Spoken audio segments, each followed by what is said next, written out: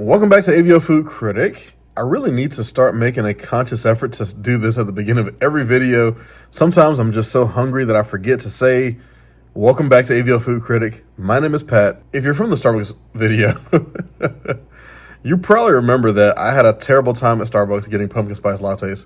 Well, the latte was good, but everything else pumpkin spice was disgusting, and I hated it. And so now I'm kind of depressed because I spent a lot of money there. So I'm lucky enough to have a Starbucks and a Chipotle in the same shopping center. And so what better way to make myself feel better than to get a huge burrito?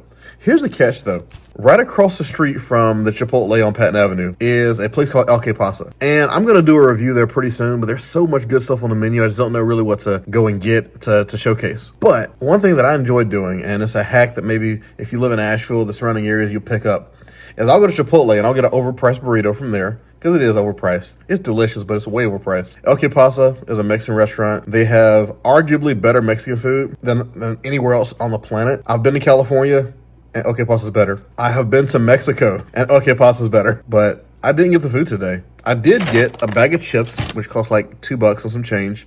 Their chips are authentic, fresh tortilla chips and taste way better than the stuff Chipotle has. And they also serve it with hot bean dip, which is delicious. Also, boom. This stuff right here, best salsa on the planet, hands down beats any salsa I've ever had in my entire life. It's super spicy, super flavorful, and I enjoy going to Chipotle, getting a burrito, and then going across the street to El Que Pasa to get salsa. And really that's why I went to El Que Pasa, was for this salsa. I had to buy the chips to get the salsa. So let's review this Chipotle burrito, and then we're gonna review the salsa and chips, and then we're gonna combine the salsa onto the burrito and see how that tastes. I was a little bit disappointed because they discontinued the Chipotle chicken, so I had to go back to my old favorite, which was barbacoa, which I haven't had in a long time. I am pretty excited about this burrito, however, because the last time that I had a burrito was with my son right before he started school. He wanted to go to Moe's, and Moe's is disgusting. It's awful. And so I'm hoping that this Chipotle will heal my mind and my memories of that disgusting experience I had at Moe's. So this is a barbacoa burrito. Of course, it has guac on it because why not? And it has some of that nice medium green salsa stuff on there because that's the best salsa at Chipotle. And white rice, black beans, that's the best combination. And barbacoa, let's give it a try. I'm gonna rate it a 9 out of 10. Let's try these chips from El Que Pasa into this. Oh, it's a good thing I had this table covered. Bean dip.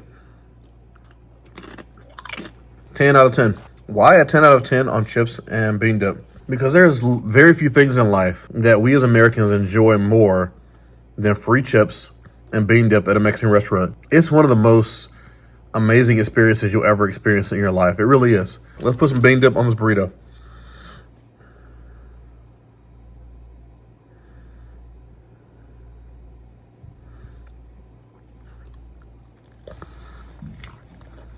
That is so good. That's so good. That's just like a hug. You know that feeling when it's cold outside, but it's warm inside your house, and you're in bed, and you're wrapped up in a really warm blanket, and you're just sleeping the sleep of the just. That's what that was like. All right, see if I can show you this without spilling. I can't. All right, good thing the table's covered. Green salsa with chips.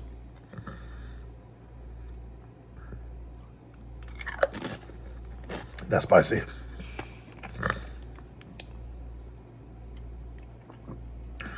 So I like that, but on the chips, the bean dip goes way better. That's like a six or 7. This is what I'm excited for because this salsa goes so well on foods. It's good on the chips too, but when you're putting it on other articles of food, it's just amazing. We're gonna put on this now.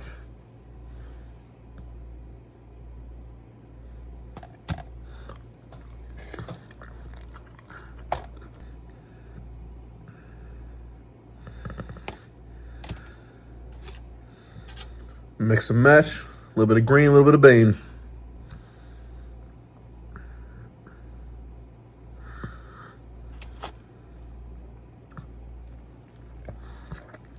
That's awesome. To me, there's not much you can do to improve upon that. I'm not gonna give it a 10 out of 10 for the flavors on there. I'm still gonna rate it a 9. Or can I? I usually don't go half ratings. I don't. The reason I don't do half ratings is because I find them kind of arbitrary. And I know in the food review community, it's taboo to do flat ratings. This is for beginners. But I'm trying to review food in such a way that you can easily tell what's good and what's not. So for me, 8 is a standard good meal. Good, just great. 9 is exceptional, and 10 out of 10 just can't be improved upon at all. It's a heavenly experience. 6 and 7 is like, that was pretty good. I'm not mad at it. 5s and 4s are like, nah, this is mid, and I don't like it that much. And 6 can also be in that range. 3s and unders are nasty. With that said, I already give the burrito a 9. I can't give it a 10 out of 10 with the sauce on there. It is better. So maybe I'll go 9.5 for the first time ever, because the burrito is better than an 8, and with the extra sauces it's not quite a 10, but it's really good, especially with the bean dip and the green sauce mixed together. Yeah, if you're lucky enough to live next to Chipotle and a Mexican restaurant at the same time, give it a try. But specifically, if you live in Asheville or you're coming to visit Asheville, then this is a great little mix to try. My whole experience today with combined Chipotle and OK Pasta together, that experience is a 10 out of 10, because it just sounds like a perfect day to me. You get off of work, you're tired, and somebody says, hey, do you want a huge burrito with fresh chips, hot bean dip, and spicy salsa? Absolutely.